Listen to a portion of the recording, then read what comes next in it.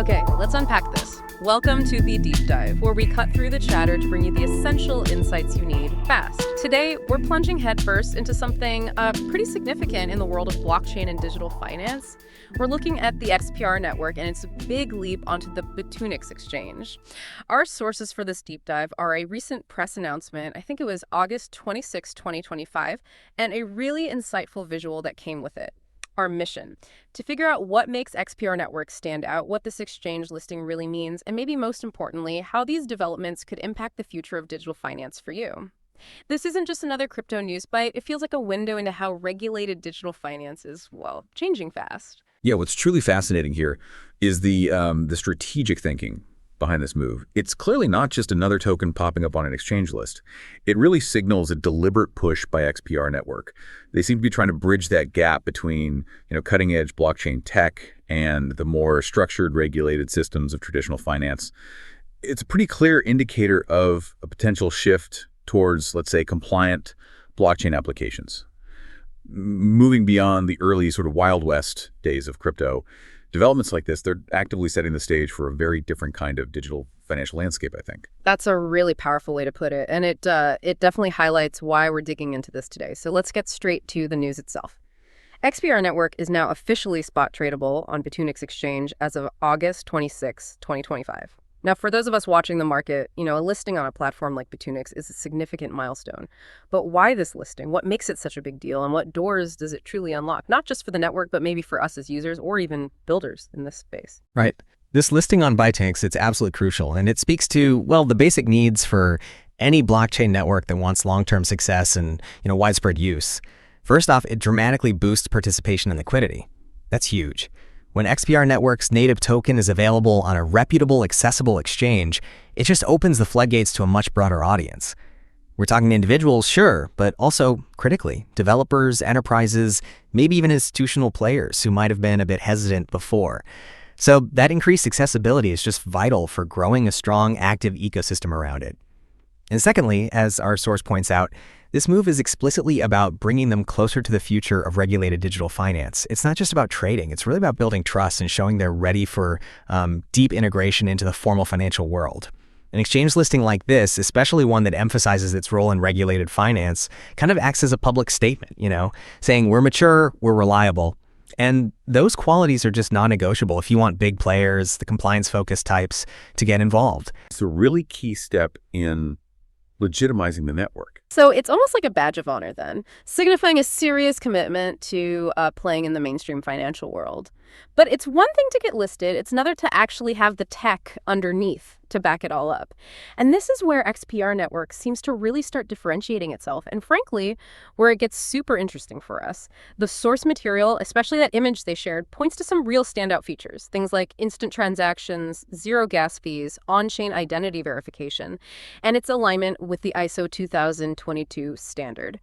These sound like potential game changers, but let's go a bit deeper. What actual problems do zero gas fees solve for, say, the everyday user?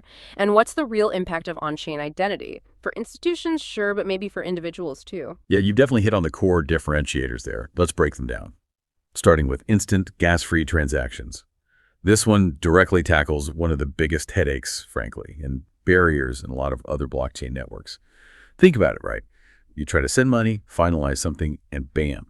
You get hit with these unpredictable, often really high gas fees, and then you're waiting minutes, maybe longer, for it to even confirm. I remember trying to move some assets once, and the gas fee just felt ridiculous, like a penalty. XPR Network aims to just get rid of those friction points.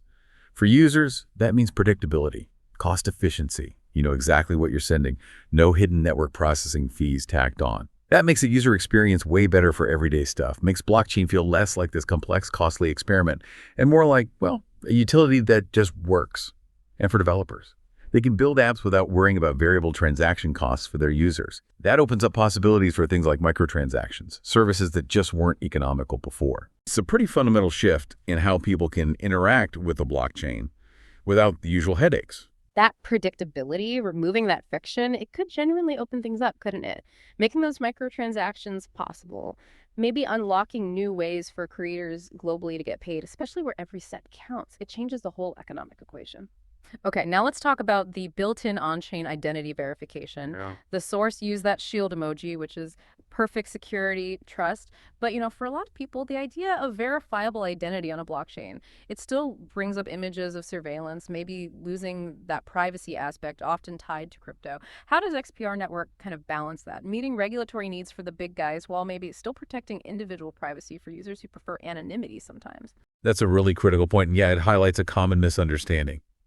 Anonymity might have been a feature of some early blockchains, but for regulated financial institutions, for many businesses, it's just a non-starter. You can't do business that way.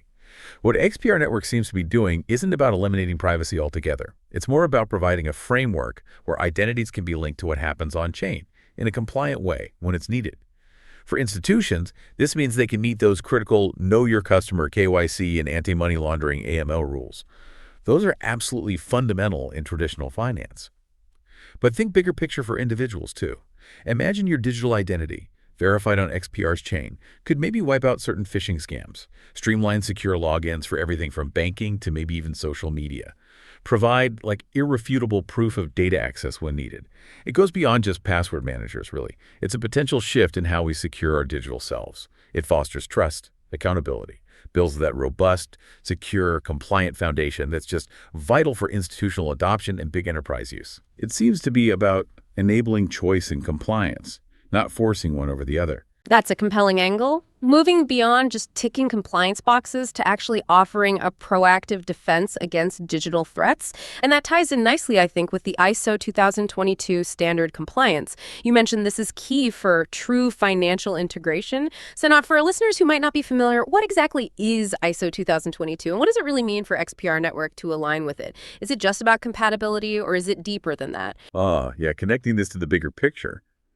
This is arguably one of the most significant pieces for achieving that true, seamless financial integration they're talking about. ISO 2022 is basically a global standard for financial messaging. It's set by the International Organization for Standardization. Think of it like a universal language for financial data. It lets banks, payment systems, trading platforms, all these different financial players worldwide communicate accurately without ambiguity. So by aligning with this standard, XPR Network is essentially making sure it speaks the same language as traditional finance. This isn't just bridging a gap, it's like building a multi-lane highway across it. It speeds up that inevitable convergence of financial systems we're starting to see. It means systems built on XPR Network can seamlessly talk to and swap data with existing traditional financial infrastructures. That drastically cuts down the complexity of the cost of plugging blockchain solutions into legacy systems, which, makes it incredibly attractive for banks, payment providers, anyone looking to use blockchain without tearing down their whole existing setup. It's a really strategic move. It almost forces traditional finance to acknowledge blockchain as, a legitimate, interoperable part of the infrastructure, not just some fringe tech. Got it. So not just a translation app, but like a shared dialect for global finance makes the traditional and digital worlds inherently able to work together. But with such a big shift, are there potential downsides? Any points of resistance? Could, existing financial institutions maybe see this as a threat to their established ways, or is it mostly seen as a positive integration? That's a very sharp question, because while the benefits of, streamlined communication are clear, any major shift like this can definitely hit some friction. Some legacy institutions, the ones with huge investments in their current infrastructure, they might initially see it as a challenge, right? It requires adaptation, new investments maybe. However, the overwhelming trend seems to be towards embracing these standards. Why? Because the long-term benefits, efficiency, lower cost, new capabilities, they generally outweigh those initial hurdles. Many institutions realize that resisting this convergence probably isn't sustainable. It's about staying competitive, staying relevant in a financial world that's changing fast. So while maybe some individual players might feel the pinch of transition, the broader industry seems to recognize the need and the benefit of speaking this common language. These features we've discussed, taken together, they really position XPR Network for what they call a transformative era of growth and innovation. They're tackling the common blockchain hurdles, technical and regulatory, head-on. Makes them hard to ignore. It's definitely compelling to see a network being built not just for some far-off future, but tackling the real present-day challenges of financial integration. Okay, so it's one thing to have these impressive technical specs, but where does the rubber actually meet the road? For you listening, how does XPR Network translate these capabilities into, tangible benefits in the real world? The source mentions its versatility, catering to developers, entrepreneurs, and businesses. Can you give us some concrete examples? What industries, what functions is XPR Network really designed to improve? Absolutely. This network isn't just theory. It's clearly designed with practical real-world uses in mind. Their aim seems to be to become the go-to blockchain for all applications, from like small businesses right up to large enterprises. The source highlights a few key areas where it could really make a dent. First, cross-border payments. Think about sending money overseas now. Traditional ways can be slow, expensive, kind of opaque, right? XPR Network's instant gas-free nature, plus that robust identity piece, could mean faster, cheaper, much more transparent international transfers.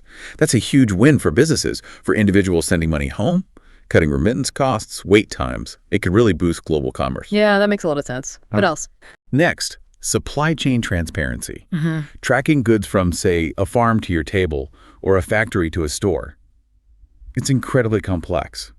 With XPR Network, potentially every step could be recorded on an immutable ledger.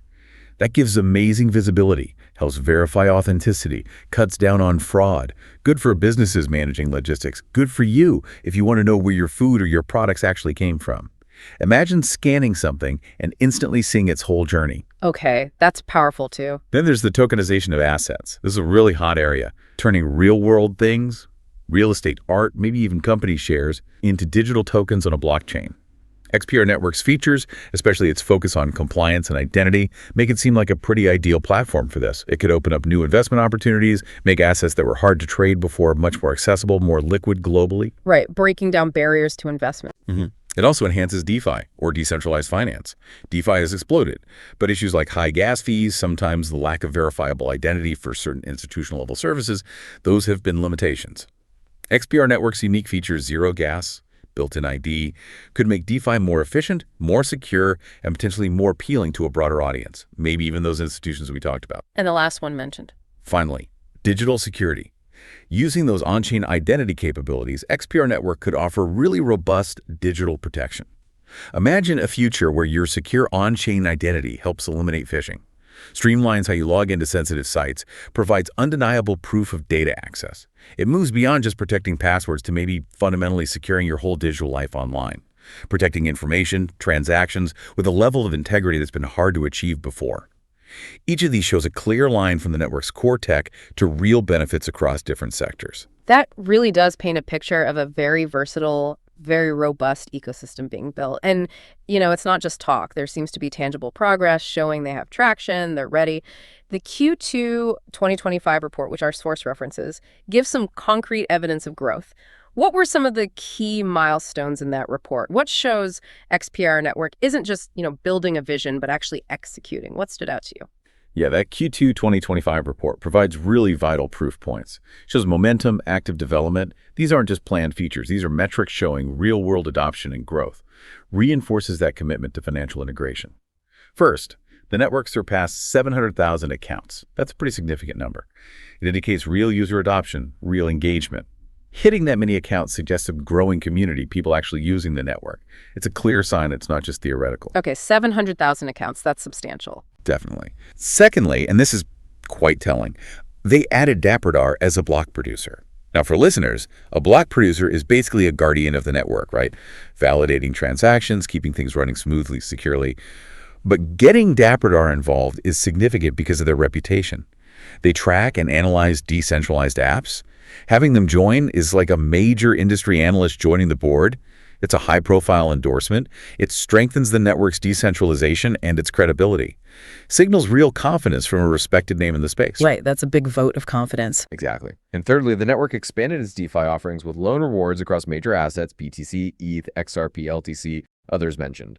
Loan rewards are basically incentives like interest, paid for participating in lending protocols on the network. So users can put up their existing crypto as collateral, earn rewards. Makes it more attractive to engage with these DeFi tools. This expansion shows active strategic development in crucial financial services right on the network. It underscores what they mentioned about a robust developer community and their readiness for that broader financial integration. These milestones, together, they really illustrate that XPR Network isn't just a concept. It's a living, growing ecosystem with actual achievements. Validates their proposition for regulated digital finance. Okay, so to bring it all together for you listening, we've taken a pretty deep dive into the XPR network today. We looked at its significant listing on the Bitunix Exchange, and then we unpacked its innovative core features, the instant gas-free transactions, the robust on-chain identity verification, and that crucial alignment with the ISO 2022 standard. We've seen how these pillars are designed to really revolutionize blockchain infrastructure, making things possible like faster cross-border payments, transparent supply chains, asset tokenization, and even enhanced DeFi with better security. And that Q2 2025 report gives us a clear view of their tangible progress, hundreds of thousands of accounts, major industry players getting involved, expanding DeFi services. This deep dive really shows how XPR Network is proactively aiming to transform blockchain infrastructure and enable compliant trading in this growing world of regulated digital finance. And of course, our source material ends with that direct call to action for you. Start trading XPR on Bitunix today. And, this all raises a pretty important question for each of us, I think. As these blockchain networks like XPR Network increasingly align themselves with traditional financial standards as they gain broader adoption, what impact might this have on how we perceive and interact with, well, all forms of finance, digital and traditional, in the coming years? Will those lines between them just completely blur? Could we end up with a truly new sort of hybrid financial system? And if that happens, what new opportunities or maybe even challenges could that create for you? As an individual navigating this evolving financial landscape, both in terms of your investments maybe and even just your daily transactions, as the very definition of money and value exchange keeps shifting. Something definitely worth pondering as these technologies continue to mature.